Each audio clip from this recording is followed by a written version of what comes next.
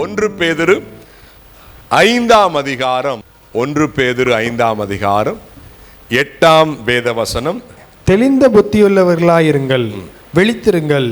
ஏனெனில் உங்கள் எதிராளியாகிய பிசாசானவன் கெர்ச்சிக்கிற சிங்கம் போல் எவனை விழுங்கலாமோ என்று வகை தேடி சுற்றித் திரிகிறான். ரைட். மிகவும் அருமையான ஒரு வேத வசனம்.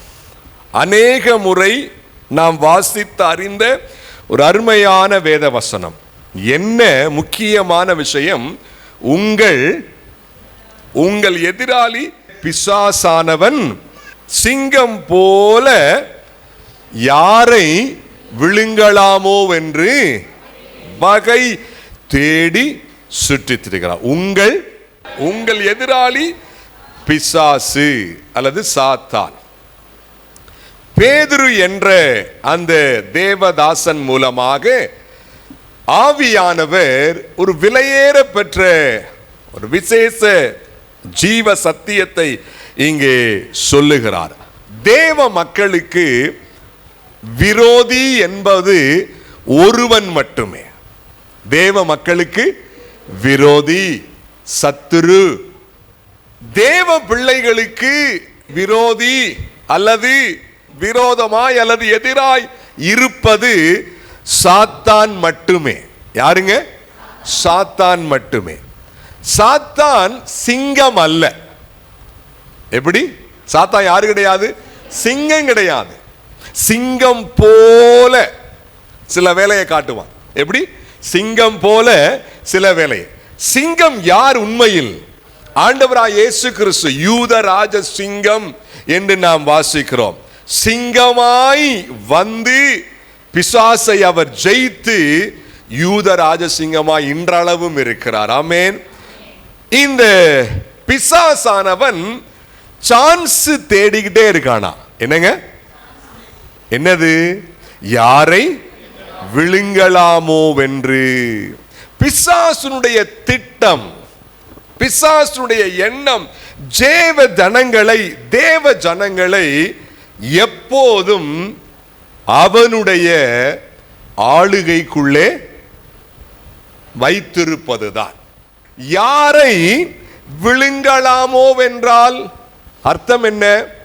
உள்ளே விழுங்கி விட்டால் முழு கண்ட்ரோல். ஆமாவா இல்லையா? இங்கு மங்கு அசைய முடியாது. நாம் இஷ்டப்பட்டதை ஒன்று செய்ய முடியாது. முழுமையாய் பிசாசின் ஆளுகைக்குள்ளே நாம் சென்று விடுவோம்.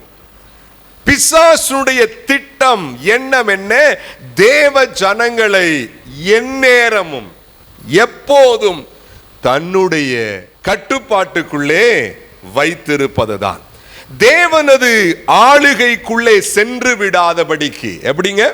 தேவனது ஆளுகைக்குள்ளே சென்று விடாதபடிக்கு சர்வ ஜாக்கிரதையாய் பிசாசு இருந்து ஒவ்வொரு கிறிஸ்தவனையும் தன் கட்டுப்பாட்டுக்குள்ளே, என்னங்க, தன் ஆளுகைக்குள்ளே கொண்டு வரும்படி அவன் தீவிரமாய் கிரியை செய்கிறவன். அதை ஆரம்ப கட்டமாக ஏதேன் என்ற தோட்டத்திற்குள்ளே செய்து முடித்தவன். ஆதி பிதாக்களான ஆதாமும் ஏவாளும் அதனுடைய சூழ்ச்சியை, பிசாசின் சூழ்ச்சியை அறியாதபடிக்கு விழுந்து போனார்கள். விழுந்து போனார்கள் என்றால் என்ன அர்த்தம்? ஆதாமையும் ஏவாளையும் முழுமையாக விழுங்கிவிட்டான். இன்றளவும் அன்றைக்கு ஆரம்பித்த அந்த வஞ்சக வேலையை இன்றளவும் அவன் செய்து கொண்டே இருக்கிறான். யாரை விழுங்கலாம்? யாரை தன் கட்டுப்பாட்டுக்குள்ளே கொண்டு வரலாம்? முழுவதும் பிசாசின் ஆளுகைக்குள்ளே கொண்டு வந்து அவனை போலவே செயல்படுவதற்கு, அவனை போலவே பேசுவதற்கு, அவனை போலவே அவன் என்ன நோக்கமாய் இருக்கிறானோ அதை போலவே இருப்பதற்கு. ஒரு பெற்றோர் இருக்கிறாங்க, அம்மா அப்பா, ரெண்டு பேருடைய வாழ்க்கையிலே ஆண்டவருடைய ஆசீர்வாதத்தினாலே ஒரு குழந்தை உருவாகிறது என்று வைத்துக் கொள்ளுங்க. ஒரு குழந்தை உருவாகிறது. அம்மாவுடைய அந்த வயிற்றுக்குள்ளே அந்த குழந்தை ஆண்டவர் அப்பாவை அம்மாவை ஆசீர்வாதத்தின் விளைவாக அந்த குழந்தை உருவாகிறது. உள்ளே இருக்கிறபடினாலே முழு கண்ட்ரோல் யார்தான்? அம்மா தான். அம்மாவா இல்லையா? அம்மா என்ன சாப்பிட்றாங்களோ அதே போல அந்த பிள்ளைக்கு என்ன செய்யும்? அந்த ஆகாரம் உள்ள போகும். ஆமாவா இல்லையா? அம்மா காது வழியா என்ன கேட்கிறாங்களோ அந்த சத்தம் உள்ள போகும். பிள்ளை பிறந்த பிற்பாடும் கூட பெற்றோருடைய ஆளுகை தான். ஆமாவா இல்லையா? ஆளுகை என்று கூறினாலும் இன்னொரு காரியத்தை சொல்லலாம். அம்மா அப்பா மூலமாய் ஆண்டவர் உருவாக்கின அந்த பிள்ளைக்கு அந்த ஜீன் அப்படியே அது என்ன செய்யும்? இருக்கும். அந்த குணம், அந்த சுபாவம் நிச்சயமாய் இருக்கும். இன்னொரு வார்த்தையிலே முழு வார்த்தையாய் ஒரே வார்த்தையாய் கூற வேண்டும் என்று சொன்னால் அந்த சிறு பேபி அம்மா அப்பாவுடைய முழு கண்ட்ரோல், அம்மா அப்பாவுடைய முழு ஆளுகளை கண்ட்ரோல்ல இருக்கிறபடினாலே பேச்சு அம்மா அப்பா போலவே வருது. கிரியைகள், பார்வைகள், அந்த பிஹேவியர் எல்லாமே அம்மா அப்பா போலவே வருது. ஆண்டவருடைய ஆளுகையிலே ஆதாம் ஏவாளை உண்டாக்கினதற்கான காரணம் என்ன? தேவ சாயலிலே உண்டாக்கினதற்கான காரணம் என்ன? தேவனை போல இருக்கணும், தேவனை போல பேசணும், தேவனை போல வாழணும், தேவனை போல சிந்திக்கணும், தேவனை போல நோக்கமாய் இருக்க வேண்டும் என்பதற்காகத்தான் ஆண்டவர் அப்படி படைத்தார். ஆனால் சாத்தான் ரொம்ப தந்திரமாய், என்னங்க, ரொம்ப எல்லாரும் சொல்லுங்க, தந்திரமாய் வஞ்சகமாய், என்ன, ஆதாம் ஏவாள் ஆண்டவருடைய கண்ட்ரோல் இருக்கிறாங்க. ஏன் கண்ட்ரோலுக்கு அவங்க என்ன செய்யணும்? வரணும். என்ன செய்யலாம் சொல்லி வஞ்சகமாய் பேசி அந்த பேச்சின் மூலமாக அவர்களை முழுமையாய் விழுங்கி விட்டான். விழுங்கின பிற்பாடு மொத்த உலகமும் பாவமா போச்சு. மொத்த உலகமும் பாவம், பிசாச போல மாறிடுச்சு. சாபம் வந்துருச்சு. பேச்சு பிசாசு போல, பார்வை பிசாசு போல. ஆனால் ஆண்டவராகிய கர்த்தர் என் மீது உங்கள் மீது அன்பு கூர்ந்து 2000 ஆண்டுகளுக்கு முன்பதாக நம்மை திரும்பவும் தேவ சாயலுக்குள்ளே கொண்டு வரும்படியாக அன்றைக்கு இறங்கி வந்து மண்ணினாலே உருவாக்கினது போல திரும்ப அவர் மண்ணினாலே உருவாக்காமல் இரத்தத்தினாலே உருவாக்கினார். ஆமென், ஹல்லேலூயா. திரும்பவும் நீங்களும் நானும் அந்த தேவ சாயலை உருவாக்கப்பட்டிருக்கிறோம். அது எப்படி?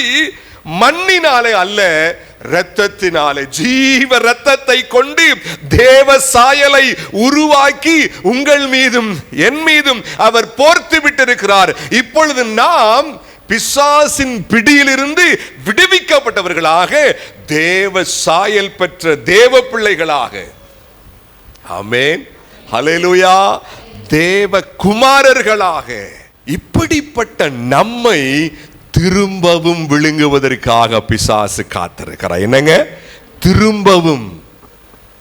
இந்த 1 பேதுரு புத்தகம் ரட்சிக்கப்படாதவர்களுக்கு கூறப்பட்ட புத்தகம் அல்ல, ரட்சிக்கப்பட்ட விசுவாசிகளுக்கு. என்ன சொல்லுகிறார்? மீண்டும் வாசிங்க அதை. தெளிந்த புத்தியுள்ளவர்களாயிருங்கள், விழித்திருங்கள், ஏனெனில் உங்கள் எதிராளியாகிய பிசாசானவன் கெர்ச்சிக்கிற சிங்கம் போல் எவனை விழுங்கலாமோ என்று. கவனிங்களேன், யாரை வீழ்த்தலாமோ என்றல்ல. எப்படிங்க? யாரை சொல்லுங்க? யாரை இந்த பாவத்திலே மூழ்கடிக்கலாம் அப்படி அல்ல, முழு கண்ட்ரோலுக்குள்ள கொண்டு வர. விழுங்குதல் என்றா ஃபுல்லா உள்ள போறது. எப்படிங்க சொல்லுங்க? ஆமாவா இல்லையா? முழுமையான ஆளுகைக்குள்ளே. என்னைக்காவது ஒரு பாவத்துல, அது அவன் திட்டம் அல்ல. என்னைக்காவது ஒரு முறை அதாவது வீழ்த்தின உடனே ஆஹா ஓஹோ அதெல்லாம் அவன் ஹாப்பி ஆக மாட்டான். கம்ப்ளீட்டான கண்ட்ரோல் எடுக்கும் பொழுது உச்சக்கட்ட கொண்டாட்டம் அவனுக்கு. எப்ப முழுமையான கண்ட்ரோலுக்குள்ள வர்றப்ப, அதுதான் நீங்க வாசிக்கிறோம், யாரை விழுங்கலாமோ, யாரை விழுங்கலாமோ என்று. என் அன்பு தேவ பிள்ளையே, ஆண்டவருக்குள்ளே இருக்கிற நீயும் நானும் மிகவும் எச்சரிக்கையாய் இருக்க வேண்டிய ஒரு காலகட்டம் இது. இது ஆதி காலம் போல அல்ல, இது ஆதி காலம் போல, இது கடைசி வினாடிகளுக்குள்ள இருக்கிறோம். என்னங்க, எப்படிங்க? கடைசி வினாடிகளுக்குள்ளே எந்த நேரத்திலும் ஆண்டவர் வந்து விடுவார் என்ற எதிர்பார்ப்பில் இருக்கிறான். உலகத்தின் சூழ்நிலைகளை நீங்கள் பார்த்தால் தெளிவாய் தெரியும். ஆண்டவருடைய இரண்டாம் வருகை மிகவும் சமீபமாயிருக்கிற காலம். எந்த நேரத்திலும் வந்து விடலாம். இந்த நேரத்தில் சரி, உலகமெல்லாம் முடிவடைய போகிறது, இப்போ போய் நம்ம ஆணுடைய பிள்ளைகளை சீண்ட வேணாம், அப்படி இருக்கானா? இப்பதான் ரொம்ப தீவிரமா இருக்கான். இனி காலம் இல்ல, காலம் மிகவும் கொஞ்சமாய் இருக்கிறது என்பதை நாம் அறிந்திருக்கிறோமோ இல்லையோ, அவன் தெளிவாய் அறிந்து முன்னை விட அதிக தீவிரமாக, என்னங்க, முன்னை விட அதிக தீவிரமாய் பிசாசு இறங்கி செயல்பட்டு கொண்டிருக்கிறான். அதிலே மிக முக்கியமான செயல் என்ன? விழுங்குவதற்காக. என்னங்க, சொல்லுங்க சத்தமா. தேவ சாயலிலே உண்டாக்கப்பட்டது எதற்காக? தேவனை போல இருப்பதற்காக. பிசாசு தேவ பிள்ளையை விழுங்குவது எதற்காக? பிசாசை போல இருப்பதற்காக.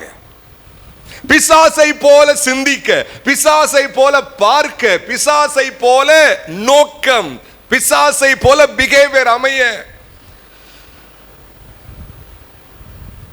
ஆவிக்குரிய பார்வை உடையவர்கள் இதை சிந்தித்து பார்க்க வேண்டும்.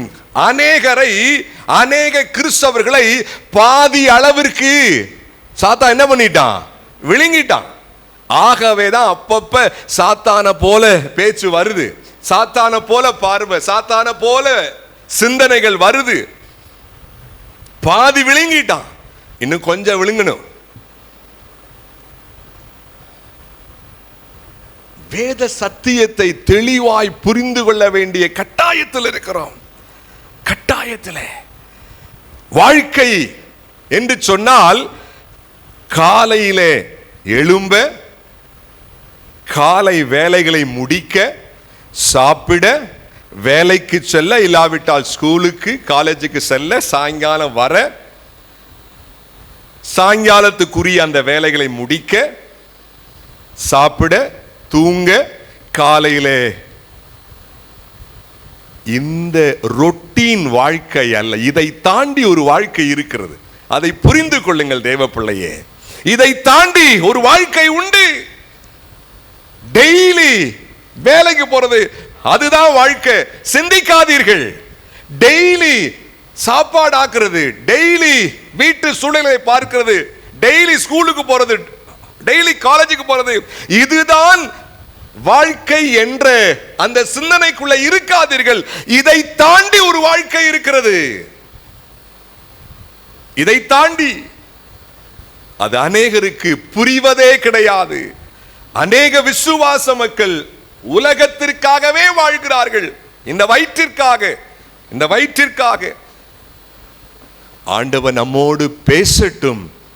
அதைத்தான் முன்பே சொன்னேன். பாதி அளவு பிசாசு என்ன பண்ணிட்டான்? விழுங்கி விட்டான். பாதி அளவு.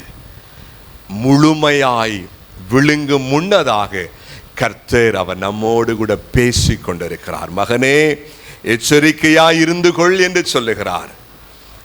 தேவ ஜனங்கள் தேவனை தேடாமல் இருப்பதுதான் பிசாசின் திட்டம். என்னங்க, தேவ ஜனங்கள் தேவனை தேடாமல் இருப்பதுதான் பிசாசின் திட்டம். தேவனை சேவிக்காமல் இருப்பது, தேவனை போல வாழாமல் இருப்பது சாத்தானுடைய மிக வஞ்சகமான திட்டம், நோக்கம். அவன் 2 பிராணிகளை போல அவன் என்ன செய்வான்? எல்லா காரியங்களையும் செய்வான். ஒன்று சிங்கத்தை போல, சிங்கம் மூர்க்கமாய் எல்லா காரியத்தையும் செய்யும், மூர்க்கமாய். இன்னொன்று சர்ப்பம், பாம்பை போல, பாம்பு தந்திரமாய். 2 விஷயம் அந்த சாத்தானுக்குள்ள இருக்கு. என்ன? ஒண்ணு என்னது? மூர்க்கமான குணம், மூர்க்கமான விஷயம். 2வது தந்திரமான விஷயம். யாரை விழுங்கலாமோ என்று அப்படியே சான்ஸ் தேடி பார்த்துக்கிட்டு இருக்கான். எப்படா இவங்களை வீழ்த்துவோம்ல, விழுங்குவோம். எப்படி? எப்படா? என் அன்புக்குரிய தெய்வ பிள்ளைகளே, ஆதியாகமத்திலே பிசாசுடைய திட்டம், வஞ்சக திட்டம் என்னவா இருந்தது? தேவ வார்த்தைக்கு அவர்கள் கீழ்ப்படியாது இருக்க வேண்டும் என்பது பிசாசின் திட்டமாய், தேவ வார்த்தையை மீறுவது. ஆண்டவர் சொன்னார், இந்த பழத்தை புசிக்கும் நாளிலே சாகவே சாவாய். ஆகவே இந்த பழத்தை என்ன செஞ்சிடாத? சாப்பிட்றாத. இந்த பழத்தை என்ன பண்ணிடாத? சுச்சிடாத. பிசாசு என்ன சொன்னான்? ஆண்டவர் கெட்டவர் அப்படி இப்படின்னு சொன்னானா? அவர் மோசமானவர் அப்படிலாம் சொன்னானா? கொஞ்சம் அப்படியே ஊசி ஏத்துறான். இதை சாப்பிட்டீங்கன்னா நீங்க தேவர்களை போல இருப்பீங்க, தேவர்களை போல இருப்பீங்கன்றது தேவனுக்கு என்ன செய்யும்? தெரியும். கொஞ்சம் சாப்பிட்டு பாருங்களேன். ஆண்டவர் சொன்னார், இது என்ன செய்யாத? சாப்பிடாத. இங்கே சாப்பிட்டது பிரச்சனை அல்ல, சாப்பிடாமல் இருப்பது பிரச்சனை அல்ல, கீழ்ப்படிவதும் கீழ்ப்படியாதிருப்பது தான் பிரச்சனை. சாத்தான் ரொம்ப தந்திரமா. பாம்புக்கு அதுக்கு முன்பதாக கால்கள் நிச்சயமாய் இருந்திருக்க கூடும். ஆமாவா இல்லையா? காரணம், ஆதாம் ஏவாளை இப்படிப்பட்ட பாவத்திலே வீழ்த்தின பிற்பாடு அவனுடைய சாபம் பாம்புக்கு நேராய் வருகிறது. இனி உன் வயிற்றினாலே நீ என்ன செய்வாய்? கொஞ்சம் யோசிச்சு பாருங்களேன். சில நேரம் இந்த பக்கம் சில பாம்புகளை பார்க்கிறப்ப ரொம்ப ஆச்சரியமா இருக்கும். பாம்பு போறப்ப பார்த்துட்டு போயிடுவேன், அது சிந்தையில் ஓடிக்கிட்டு இருக்கும். எப்படி கையும் இல்லை காலும் இல்லை, அப்போ என்ன பண்ணிக்கிட்டு இருக்கு? பாடியை வச்சு அது என்ன செய்யுது? அப்படியே தேய்ச்சி தேய்ச்சி தேய்ச்சி. ஒரு மனுஷனுக்கு அப்படி இருந்துச்சுன்னா யோசிச்சு பாருங்களேன், சாபம் அப்படி மாத்திருது. ஆண்டவர் உண்டாக்கின பொழுது அப்படி நிச்சயமாய் உண்டாக்கி இருக்க வாய்ப்பில்லை. காரணம், அந்த வசனத்தை வைத்து நம்ம சொல்கிறோம், இனி நீ உன் வயிற்றினாலே நகர்ந்து. என் அன்புக்குரியவர்களே, அன்றைக்கு ஆதியாகமத்தில் நாம் பார்க்கிற அந்த வஞ்சக திட்டம் என்ன? தேவ வார்த்தைக்கு கீழ்ப்படியாமல் இருக்க வேண்டும். பிசாசு எதிர்பார்த்தது போலவே ஆதாம் ஏவாள் என்ற முதல் மனிதன் மீறினான். தேவ வார்த்தை என்ன பண்ணா? மீறினான், கீழ்ப்படியாமல் போனான். கீழ்ப்படியாமல் போனதால் அனைத்தையும் இழந்து போனான். அனைத்தையும், ஏதேன் என்ற தோட்டத்தை இழந்தான், ஆசீர்வாதங்களை இழந்தான், தேவ சாயலை இழந்தான், இன்னும் என்னவெல்லாம் அதிகாரத்தை அவனுக்கு ஆண்டவர் அள்ளி கொடுத்திருந்தாரோ அதையெல்லாம் இழந்து போனான். என் அன்பு தேவ பிள்ளையே, அன்றைக்கு ஆதாம் ஏவாளை பார்த்து, இதை புசித்தால் நீங்கள் தேவர்களை போல இருப்பீர்கள் என்ற அந்த ஒரு சின்ன இன்பத்தை கொடுத்து மற்ற அநேகவற்றை இழக்க வைத்து விட்டான். இதுதான் பிசாசின் திட்டம். இதுதான் பிசாசின் தந்திர வலை. யாரை விழுங்கலாமோவென்று. என் அன்பு தேவ பிள்ளையே, உன்னையும் என்னையும் ஏன் விழுங்குவதற்கு அவன் சிந்திக்கிறான்? விழுங்கும் பொழுது உங்களுக்கும் எனக்கும் அதுவரை இருந்த, இனிமேல் இருக்க போகிற எல்லா ஆசீர்வாதத்தையும் இழக்க வைப்பதற்காக. என்னங்க சொல்லுங்க? இழக்க வைப்பதற்காக.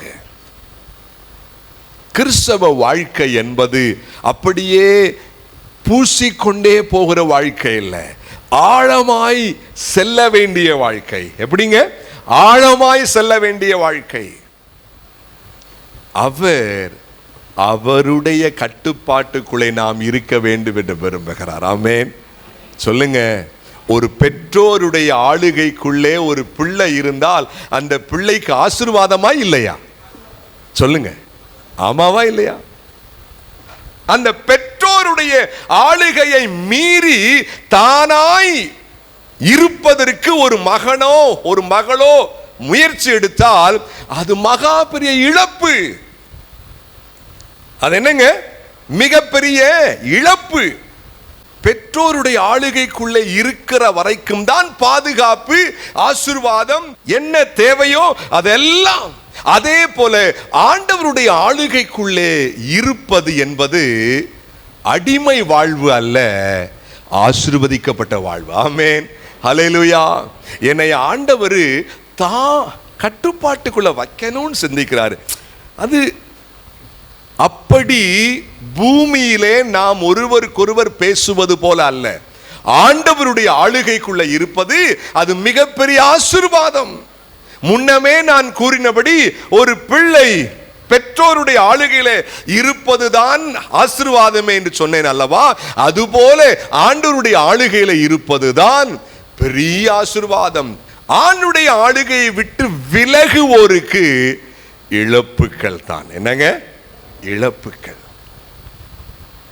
நட்டங்கள் தான். நட்டம்.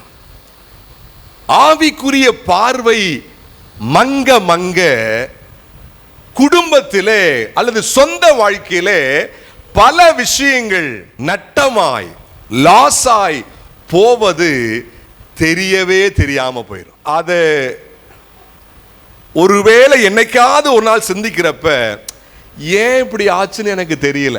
எப்படி? நட்டம், லாஸ், ஆவிக்குரிய நட்டம், ஆசீர்வாத நட்டம், ஆரோக்கியத்திலே நட்டம், வேலையிலே, பல விதங்களிலே ஆண்டுடைய ஆளுகையை மீற மீற நம்மையும் அறியாமல் இழப்புகள் வந்து கொண்டே இருக்கும். இதெல்லாம் நாம் அறிஞ்சிருக்கிறோமோ இல்லையோ, சாத்தானுக்கு நல்லா தெரியும். ஆகவேதான் அவன் என்ன நினைக்கிறான்? சாத்தானுடைய கண்ட்ரோலுக்குள்ளே நாம் இருக்கணும் சொல்லி. ஆகவேதான் யாரை விழுங்கலாமோ என்று பிசாசுடைய பொல்லாத திட்டம். தேவன் அவர் என்னவெல்லாம் சொன்னாரோ அதையெல்லாம் மீற வைப்பது. எப்படிங்க? அதையெல்லாம் மீற வைப்பது, கீழ்ப்படியாமல் இருக்க வேண்டும் என்பதுதான் சாத்தானுடைய திட்டம். கீழ்ப்படிதலினாலே ஆசீர்வாதங்கள் சேருகிறது, கீழ்ப்படியாமையினாலே ஆசீர்வாதங்கள் இழக்கப்படுகிறது. ஆசீர்வாதங்கள் இழக்கப்படுகிறது. ஆண்டவர் அவர் நம்மோடு கூட பேசுவாராக. இந்த இடத்தில் இந்த 5ஆம் அதிகாரத்திலே எந்தெந்த விஷயத்திலே அவன் எதிராய் கிரியை செய்கிறான் அதை பார்க்கும் பொழுது அந்த 1ஆம் வசனத்திலிருந்து 3ஆம் வசனம் வசிக்க வாரீங்க. உங்களில் உள்ள மூப்பருக்கு உடன் மூப்பனும் கிறிஸ்துவின் பாடுகளுக்கு சாட்சியும் இனி வெளிப்படும் மகிமைக்கு பங்காளியுமாயிருக்கிற நான் புத்தி சொல்லுகிறது என்னவென்றால், உங்களிடத்தில் உள்ள தேவனுடைய மந்தையை நீங்கள் மேய்த்து கட்டாயமாய் அல்ல மனப்பூர்வமாயும் அவலட்சணமான ஆதாயத்திற்காக அல்ல, உற்சாக மனதோடும் சுதந்திரத்தை இருமாப்பாய் ஆளுகிறவர்களாக அல்ல, மந்தைக்கு மாதிரிகளாகவும் கண்காணிப்பு செய்யுங்கள். அப்படி செய்தால் பிரதான மேய்ப்பர் வெளிப்படும் போது மகிமையுள்ள வாடாத கிரீடத்தை பெறுவீர்கள். இந்த அதிகாரத்திலே சாத்தான் எந்தெந்த விஷயத்திலே நாம் மீறி இருக்க வேண்டும், தேவ வார்த்தைகளுக்கு கீழ்ப்படிய கூடாது என்ற காரியத்தை இங்கே நாம் என்ன செய்ய முடியும், பார்க்க முடியும். ஒன்று, உங்களில் உள்ள மூப்பருக்கு உடன் மூப்பனும். என்னங்க சொல்லுங்க எல்லாரும். பேதுரு யார்? இயல்பாக அவர் யார்? சீஷன், அப்போஸ்தலன், தேவ ஊழியக்காரன், மூப்பன். அங்கிருந்த மூப்பர்களை பார்த்து சொல்லுகிறார், நான் உங்களுக்கு உடன் மூப்பன். மூப்பன் என்ற வார்த்தைக்கான அர்த்தம் மெய்ப்பன், எல்டர் என்று நம்ம சொல்ல முடியும், பாஸ்டர் என்று சொல்ல முடியும். இது முன்பே நாம் அநேக முறை நான் சொல்லி இருக்கிறேன். வேதாகம கால மூப்பர்கள் முழு நேரமாய் ஊழியத்திலே ஈடுபட்டவர்கள். இந்த காலத்திலே பல சபைகளிலே நாம் பார்க்கிறபடி உலக வேலையோடு அந்த மூப்பர் அந்த ஊழியத்தை சிலர் செய்கிறார்கள் அல்லவா? அதுவல்ல, அது நாம் சூழ்நிலை காரணமாக அதை அப்படி மாற்றிக்கொண்டோம். வேதாகம கால மூப்பர்கள் என்பவர்கள் முழு நேரத்தோடு முழுமையாய் ஆண்டவருக்கு தங்கள் வாழ்க்கையை ஒப்பு கொடுத்து ஊழியத்தில் ஈடுபட்டவர்கள். அதைத்தான் வாசிக்கிறோம், மெய்ப்பர்கள், எல்டர்கள், ஆங்கிலத்திலே பாஸ்டர்ஸ் என்று சொல்லுவார்கள். அந்த ஊழியத்தில் ஈடுபடுகிறவர்களை பார்த்து சொல்றாரு, உங்க ஊழியத்தை நீங்க என்ன செய்யுங்க, கட்டாயமா செய்ய வேண்டாம், எப்படி செய்யுங்க, மனப்பூர்வமாய், அப்புறம் உற்சாகம். ஊழியத்தை ஆதாய நோக்கத்திலே செய்யாதீங்க, உற்சாகத்தோடு செய்யுங்க. அப்புறம் இருமாப்பாய் பெருமையோடு அந்த ஊழியத்தில் ஈடுபடாதீங்க. நான் இந்த இடத்துக்கு ஒர்த்து, நான் இந்த இடத்துக்கு ஒர்த்து, மற்றவங்கெல்லாம் இதுக்கு சூட்டு இல்லைன்னு சொல்லி இருமாப்போடு செயல்படாதீங்க. மந்தைக்கு மாதிரியா இருங்க. அப்புறம் செய்யுங்க. இப்படி செய்தால் நீங்க என்ன செய்வீங்க, வாடாத கிரீடத்தை என்ன செய்வீங்க. இது ஊழியத்தில் ஈடுபடுகிறவர்களுக்கு தெரிகிறதோ இல்லையோ, தெளிவா பிசாசுக்கு தெரியும். தெளிவா ஆண்டவர் என்னவெல்லாம் சொன்னாரோ அதையெல்லாம் மீற வைப்பதுதான் பிசாசின் திட்டம். என்ன, மந்தையை அல்லது ஊழியத்தை சரியாய் செய்ய விட மாட்டான்.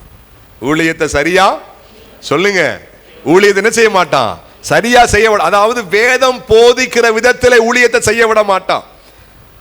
உண்மையான இருதயத்தோடு ஊழியத்தை ஆண்டவர் சொல்றாரு, ஊழியக்காரர் சொல்றாரு, பாஸ்டர் சொல்றாரு. அதனால இந்த வேலை என்ன செய்ய, இந்த ஊழியத்தை என்ன செய்ய வேண்டியிருக்கு, செய்ய வேண்டியிருக்கு. அல்லது எல்லாரும் என்னை பார்க்கிறாங்க, எங்க வீட்டில் பார்க்கிறாங்க, அல்லது எங்க பாஸ்டர், எங்க மூப்பர், இவங்கெல்லாம் என்னை பார்க்கிறாங்க, அதனால விரும்பாவிட்டாலும் அதை என்ன செய்ய வேண்டியிருக்கு என்ற அப்படிப்பட்ட உள்ளத்தை பிசாசு கொடுக்க ஆரம்பிப்பான். அப்படிப்பட்ட உள்ளத்தை பிசாசு என்ன செய்ய ஆரம்பிப்பான், உண்டாக்க ஆரம்பிப்பான். அன்று சொல்றாரு, நீங்கள் கட்டாயமா அதை செய்ய வேணாம், மனப்பூர்வமா செய்யுங்க. எப்படிங்க சொல்லுங்க, உற்சாகமா செய்யுங்க. உற்சாகமாய் செய்ய விட மாட்டான் பிசாசு. எப்படிங்க, நீங்க கவனிங்களே, ஊழியம் என்றால் ஈஸியான காரியமா? ஈஸியான காரியமாங்க? அநேக வேளைகளிலே பல உதாரணங்களை, சாட்சிகளை நான் உங்களுக்கு சொல்லி இருக்கிறேன். ஊழியக்காரமாவும் உங்களுக்கு ஷேர் பண்ணி இருக்கிறாங்க. சில ஊடகங்கள் வாயிலாகவும் நீங்கள் அதை கேட்டு இருக்கிறீங்க. அனுபவம் இருக்கோ இல்லையோ, உங்களுக்கு அதை பற்றிய புரிதல் கொஞ்சமேனும் உள்ளது. ஊழியம் என்பது எளிதானது அல்ல. மந்தையை மேய்ப்பது, ஆண்டவரை பற்றி சொல்லி ஆத்துமாக்களை ஆதாயப்படுத்துவது ஈஸியானது அல்ல. அதை சுட்டி காட்டி சோர்ந்து போக செய்வான் பிசாசு. என்னங்க, செய்யாத, உன்னாலதான் முடியல, அங்க பாரு, யாரு கேட்கிற, அந்த ஆத்துமாவை பாரு, அவங்கெல்லாம் ஆண்டவருக்குள்ள வரமாட்டாங்க, போகாத. இப்படி கொஞ்சம் யோசிச்சு பாருங்க. ஊழியத்தில் ஈடுபடுற எல்லார்ட்டையும் அவன் இப்படி பேசுவான். ஊழியத்தில் ஈடுபடுகிற ஒவ்வொருவரோடும் ஒரு பக்கம் ஆவியானவர் பேசுவார், இன்னொரு பக்கம் சாத்தான் பேசுவான். உன்னால முடியாது, நீ செய்யாத. அது அந்த காரியத்தை தாண்டிட்டீங்கன்னா அடுத்து சொல்லுவான், நீ தான் ஃபிட், இருக்கு இருமாப்பு உள்ள உண்டாக ஆரம்பிச்சிடும், நீதாயா ஃபிட்டு. அந்த அவங்கள பாரு, ஒன்றும் கிடையாது, இவங்கள பாரு, இவங்க ஒன்றும் இல்லை, அவங்கள பாரு, ஒன்றும் தெரியாது, வேத அறிவும் கிடையாது, ஜெபிக்கவும் தெரியாது, நீ தான் பெஸ்ட் ஃபிட்டு. சாத்தான் பேசுற மாதிரி இருக்காது. கொஞ்சம் உண்மையை நீ நினைச்சு பாரு. ஆமா, ஆண்டவர் உற்சாகப்படுத்துறாரோ, அப்படி பெருமையா மேட்டிமையா சிந்திச்சு சிந்திச்சு ஆண்டவர் உபயோகப்படுத்த முடியாம நம்ம பிரயாசத்துல எல்லாம் செய்யற மாதிரி ஆயிப்போயிரும். திறமை உதவாம போயிரும், வேத அறிவு சில நேரம் உதவாம போயிரும், அனுபவம் 25 வருஷம் 30 வருஷம் ஊழியத்துல உதவாம போயிரும். நீங்க மட்டும்தான் உதவ முடியும். திரும்ப திரும்ப சொல்லிக்கிட்டே இருப்பேன். இதையும் கூட பெருமைக்காக சொல்லவில்லை, நீங்கள் புரிந்து கொள்ள வேண்டும் என்பதற்காக சொல்லுகிறேன். இருமாப்பை பிசாசு கொடுத்து கொண்டே இருப்பான். ஊழியத்தில் ஈடுபடுற அன்பு விசுவாசியே, நீ பெரிய ஊழியமோ சின்ன ஊழியமோ அல்லது ஒரு சின்ன பையனுக்கு நீ ஆண்டவரை பற்றி சொல்லுகிற ஊழியமோ அல்லது ஒரே ஒரு ஆத்துமாவுக்கு நீ ஆண்டவரை பற்றி ஷேர் பண்ற ஊழியமோ, அவ்வளவு திட்டத்தோட சுத்திக்கிட்டே இருப்பான். அவனை சுத்தி அவன் பக்கம் திரும்பிடாத. ஆமென், திரும்பிடாதீங்க. அவனுடைய வஞ்சக சூழ்ச்சி அதுதான். என்ன, இருமாப்பாய் ஊழியம் செய்ய வைக்கிறது. இவங்க ஒழுங்கா செஞ்சாங்கன்னா வாடாத கிரீடம் உங்களுக்கு என்ன செஞ்சிடும் சொல்லுங்க? அது மகா மேன்மையான ஆசீர்வாதங்க. வாடாத கிரீடம் என்ன செஞ்சிடும் உங்களுக்கு? அதை கிடைக்க விடக்கூடாது என்ற திட்டம். என் அன்புக்குரியவர்களே, ஆண்டவர் நம்மோடு கூட பேசுவாராக. ஊழியத்திலே அஃப்கோர்ஸ் பெரிய ஊழியம் சின்ன ஊழியன்னு அந்த வித்தியாசம் எல்லாம் நம்ம பார்க்கிறது, நம்ம சொல்றது. ஒரு பிரசங்கியார் செய்வது பெரிய ஊழியம், ஒரு கிராமத்தில் சிபிசி போல ஒரு சின்ன பிள்ளையை கூட நடத்துறது அது ஒரு சின்ன ஊழியம் அப்படின்னு நம்ம நினைச்சுக்கிறோம். ஆனா வேதம் அப்படின்னு செய்யல, பார்க்கல. கர்த்தர் இயேசு கிறிஸ்து நம்ம சிந்திக்கிற மாதிரி பெரிய ஊழியத்தையும் செஞ்சாரு, சிபிசி ஊழியத்தையும் செஞ்சாரு. சின்ன பிள்ளைங்க ஏகப்பட்ட பேரை கூட்டி வந்தாங்க, புரியாத சீஷர்கள். அவர் அதெல்லாம் சிபிசியில செய்ய மாட்டார். அவர் தள்ளி கூட்டிட்டு போங்க அனு சொல்றாரு, பிள்ளைகளை என்ன பண்ணாதீங்க, தடை பண்ணாதீங்க, கொண்டு வாங்க. இன்னொன்று, ஊழியத்தில் அதிகமாய் உதாரணத்திற்கு காட்டப்பட்ட ஆத்துமா யார்?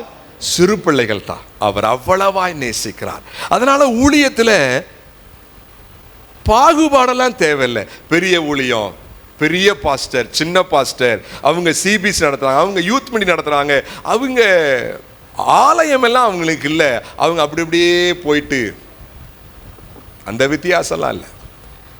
ஆண்டவர் பார்வையில ஒரே ஒன்று போல. வேலைகளிலே வித்தியாசம் இருக்கலாம். எப்படிங்க? வேலைகளிலே அந்தந்த வேலைக்கு தக்க கூலி இருக்கிறது. அந்த கூலிகளிலும் சில நேரம் வித்தியாசம் இருக்கலாம். ஆனால் பார்க்கிற பார்வையிலே, என் அன்புக்குரியவர்களே, ஆண்டவர் நம்மோடு கூட பேசுவாராக. பிசாசு வஞ்சகமாய் விழுங்க. அது மட்டுமல்ல, பாருங்கள் அந்த 5வது வசனம் வாசிங்க. அந்தப்படி இளைஞரே மூப்பருக்கு கீழ்ப்படியுங்கள். நீங்கள் எல்லாரும் ஒருவருக்கொருவர் கீழ்ப்படிந்து மனத்தாழ்மையை அணிந்து கொள்ளுங்கள். பெருமை உள்ளவர்களுக்கு தேவன் எதிர்த்து நிற்கிறார், தாழ்மை உள்ளவர்களுக்கோ கிருபை அளிக்கிறார். இங்க பாருங்க, 2வது ஆலோசனை என்ன? தாழ்மையா இருங்கன்னு சொல்றாரு. எப்படிங்க? தாழ்மையா இருங்க. சாத்தான் என்ன செய்வான்? என்ன செய்வான் சொல்லுங்க? தாழ்மையா இருக்க விட மாட்டான். ஆமாவா இல்லையா? தாழ்மையானவர்களுக்கே கிருபை. ஆமென். தாழ்மையா இருப்பவர்களுக்கே கிருபையா. ஆண்டவர் சொல்லியிருக்கிறாரு, மகனே நீ என்ன செய்யாத, பெருமைப்படாத, உன்னை மேட்டிமையா சிந்திக்காத. பிசாசு அப்படி அதற்கு ஆப்போசிட்டா செய்யப்பா. என்னது? பெருமைப்படு, மேட்டிமையா சிந்தி, நீ ஒரு பொருட்டாய் சிந்திக்கப்பட வேண்டாமா அப்படின்னு பேசுவான் பிசாசு. ஆண்டவர் என்ன பேசுறாரு? இந்த பக்கம் தாழ்மையாருன்னு பேசுறாரு. பிசாசு தாழ்மையெல்லாம் இருக்காத, யாருக்கு என்ன ஆக போகுது, உனக்கு இவ்வளவு அனுபவம் இருக்கு, இவ்வளவு பின்னணி, நீ இவ்வளவு சம்பாதிக்கிற, நீ இப்படி இருக்க, நீ போய் யார்கிட்டையும் சொல்ல வேணாம், உன் பிஹேவியர் அப்படி காட்டினாலே போதும், உன்னை சாதாரணமா சிந்திக்க விடாத. இதெல்லாம் யாரு? பிசாசு பேசுற பேச்சு. இந்த பக்கம் ஆவியான சொல்றாரு, தாழ்மையா இருப்பா, மேட்டிமையா சிந்திக்காது. மேட்டிமையானவனுக்கு நான் எதிரா நிப்பேன், மேட்டிமையானவனுக்கு பிசாசு கூட நிப்பான். தாழ்மையானவனுக்கு நான் அனுகூலமா நிப்பேன், பிசாசு எப்படி நிப்பான்? எதிரா நிப்பான். தாழ்மையே வாழ்க்கையின் அனைத்து கிருபைகளுக்கும் ரூட் காஸ். அதுதான் வாழ்க்கையின் அனைத்து கிருபைக்கும் ரூட் காஸ். பிசாசுடைய வஞ்சக திட்டம். தாழ்ந்து போகாத, தாழ்ந்து போகாத. தாழ்மையாய் இருப்பதுனா என்னங்க அர்த்தம்? என்ன அர்த்தம்? இப்படி இருப்பதா? பிரதர், சிஸ்டர், என்ன அர்த்தம் தாழ்மையா இருப்பதுனா? அதுதான் அது அர்த்தம் கேட்கிறேன். என்ன அர்த்தம் தாழ்மை?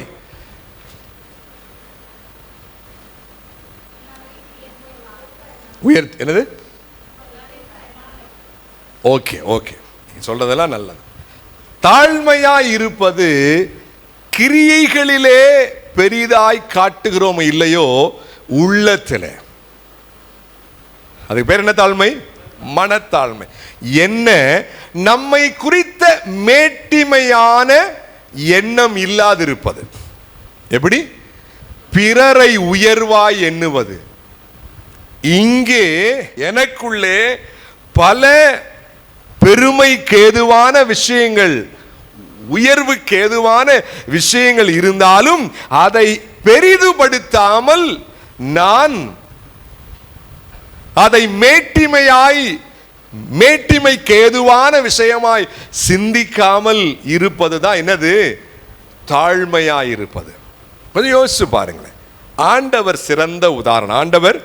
ஆண்டவராய் இயேசு கிறிஸ்து யாராய் இருந்தவர்? அவர் தேவனுக்கு சமமாய் தேவனாகவே இருந்தவர். ஆதியிலே வார்த்தை இருந்தது, அந்த வார்த்தை தேவனாய் இருந்தது, அந்த வார்த்தை தேவனிடத்தில் இருந்தது.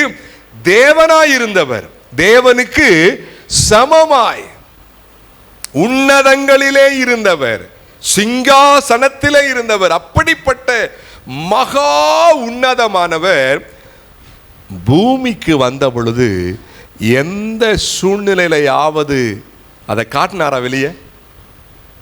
சொல்லுங்க, அதை காட்டினாரான்னு கேட்கிறேன். எங்கேயுமே என்ன செய்யல, காட்டல.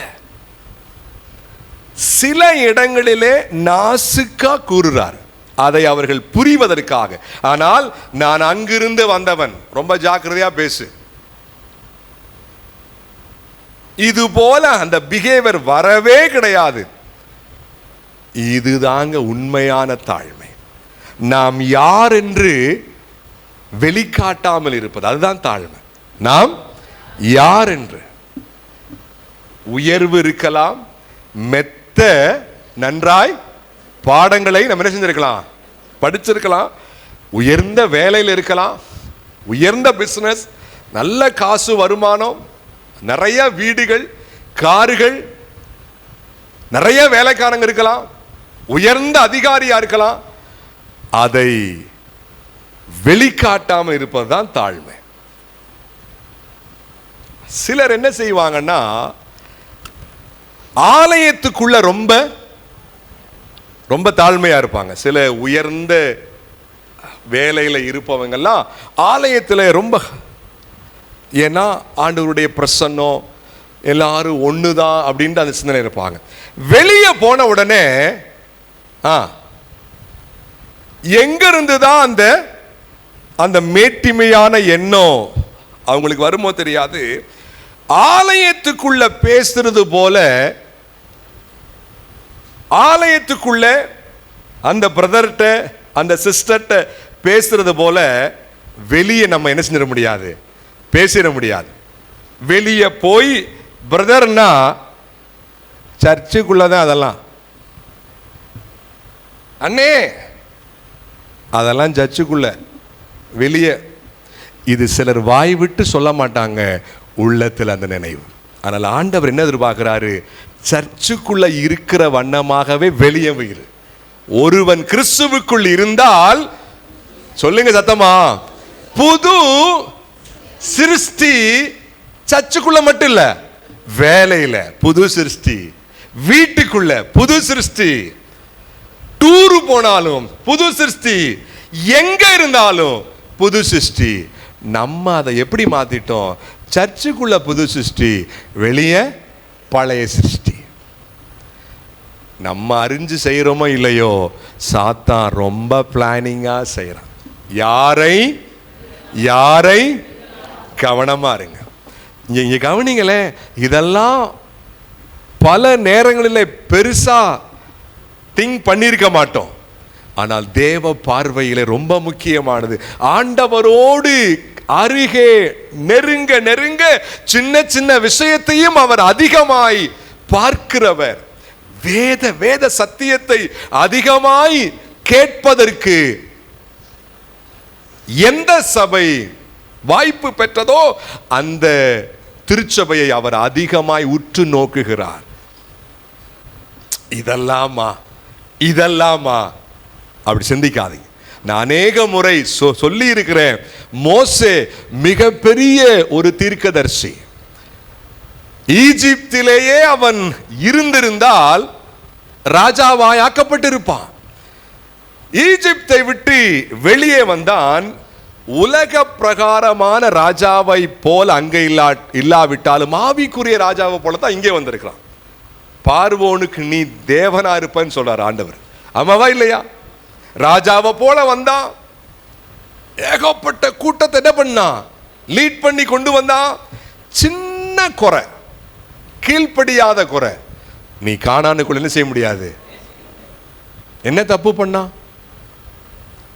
ஆண்டவருக்குள்ள வர்றதுக்கு முன்னாடி, ஆண்டவரை முகமுகமாய் பார்க்க முன்னாடி சில விஷயங்களை பண்ணுனா ஆண்டவர் அதை மன்னிச்சாரு. இப்ப ஆண்டவரோடு நெருங்கி வர வர வர சின்னது கூட ஆண்டுடைய பார்வைக்கு பெருசா தெரியுது. முகமுகமாய் பேசின அந்த மோசே, என் தாசனாகிய மோசையை போல உண்டோன்னு கேட்டவரு, அதை நீ என்ன செய்ய, அதை பார்த்து பேசுன்னு சொன்னாரு. கோபத்துல வந்து அடிச்சிட்டான். ஆண்டவர் மேல கோபம் இல்ல, மக்கள் மேல கோபம். அன்று சொல்றாரு, நீ போக மாட்டப்பா, அப்படியே மேல இருந்து என்ன பண்ணிக்காத. வேத சத்தியத்தை அதிகமாய் கேட்கிற வாய்ப்பு பெற்ற அன்பு விசுவாசிகளே அதிகம் கேட்பார். நம்மிடத்தில் ரொம்ப கவனமா இருங்க. ஒவ்வொரு வார்த்தைக்குமான அந்த விளக்கத்தை ஆண்டவர் தெளிவாய் உங்களோடும் என்னோடும் அவர் பேசி வருகிறார். அதை சாதாரணமாய் எண்ணிக்கொண்டு அதற்கு கீழ்ப்படியாது இருக்க இருக்க இழப்புக்கள் தானே நமக்கு. ஆண்டவர் நம்மிடத்தில் கேட்பாரே, யாரை விழுங்கலாமோ என்று. ஊழியத்தை சரியாய் செய்ய விடாத திட்டம் பிசாசின் திட்டம். தாழ்மையாய் இருக்க விடாத திட்டம் பிசாசின் திட்டம். அடுத்து 6ஆம் வசனம் ரொம்ப அருமையான வசனம். ஆகையால் ஏற்ற காலத்திலே தேவன் உங்களை உயர்த்தும்படிக்கு அவருடைய பலத்த கைக்குள் அடங்கியிருங்கள். ஏற்ற காலத்தில் தேவன் உங்களை உயர்த்தும்படிக்கு. நான் இங்கே முடிக்க போகிறேன். 6ஆம் வேத வசனத்திலிருந்து அடுத்த வாரம் நம்ம சிந்திக்க போறோம். ஞாபகத்தோடு இருங்க. வேண்டிய வேத சத்தியங்களை தெய்வம் அவர் நம்மோடு கூட பேசிக்கொண்டு இருக்கிறார். ஆண்டவருக்கு ஒப்பு கொடுத்து அவனுடைய வார்த்தைக்கு கீழ்ப்படிய தேவன் நமக்கு இரக்கம் செய்வாராக. ரொம்ப ஜாக்கிரதையா இருப்போம். யாரை விழுங்கலாமவென்று பிசாசு வகை தேடி. ஆண்டவருக்கு ஒப்பு கொடுப்போமா? நம்ம எல்லாரும் அப்படியே தேவ பிரசன்னத்தில் நம்மை அர்ப்பணிப்போம். ஜாக்கிரதையா இருக்க வேண்டிய காலம் இது. ஜாக்கிரதையாய் எச்சரிக்கையா இருக்க வேண்டிய காலம் இது. ஆண்டவர் நம்மோடு கூட பேசட்டும். ஆண்டவர் நம்மோடு கூட பேசி இருக்கிறார். வார்த்தைகளை உன்னிப்பாய் கேட்டவர்கள் நாம் சிந்தித்து பாருங்கள். ஆண்டவரே, உன்னுடைய வார்த்தைக்கு என்னை ஒப்பு கொடுக்கிறேன்னு சொல்லுங்க. தாழ்த்தி என்னை அர்ப்பணிக்கிறேன்னு சொல்லுங்க. ஹல்லேலூயா. உம்மோடு இருப்பதுதான் என் உள்ளத்தில் வாஞ்சையா. உம் சித்தம் செய்வதுதான் இதயத்தின் ஏக்கமையா. உம்மோடு இருப்பதுதான் என் உள்ளத்தில் வாஞ்சையா. உம் சித்தம் செய்வதுதான் இதயத்தின் ஏக்கமையா. நாம் ஆண்டவரை பார்த்து, ஆண்டவரே, உம் சித்தம் செய்வதுதான், உம்மோடு இருப்பதுதான் என் வாஞ்சை என்று சொல்லி வாய் திறந்து ஆண்டவரிடத்தில் அறிக்கையிடுங்க. சாத்தானுடைய திட்டம் என்ன? சாத்தானோடு நாம் இருக்க வேண்டும் என்று. ஆகவேதான் யாரை விழுங்கலாமோ என்று அவன் சுற்றித் திரிகிறான். ஆண்டவருக்கு ஒப்பு கொடுப்போமா? இயேசுவே, நான் உம்மோடு கூட இருக்க வேண்டும், உம்மை போல மாற வேண்டும், உம் சித்தம் செய்ய வேண்டும் அப்பா. ஆண்டவருக்கு ஒப்பு கொடுப்போம். இந்த வார்த்தைகளை வீட்டிலே சென்று திரும்ப திரும்ப தியானித்துக் கொண்டே இருங்கள். இந்த வார்த்தை உங்களுக்கு பெருத்த ஆசீர்வாதத்தை உண்டாக்கும், பெருத்த மாற்றத்தை உண்டாக்கும். தேவ பிள்ளையே, ஆண்டவர் நம்மோடு கூட பேசிக்கொண்டே இருப்பார்.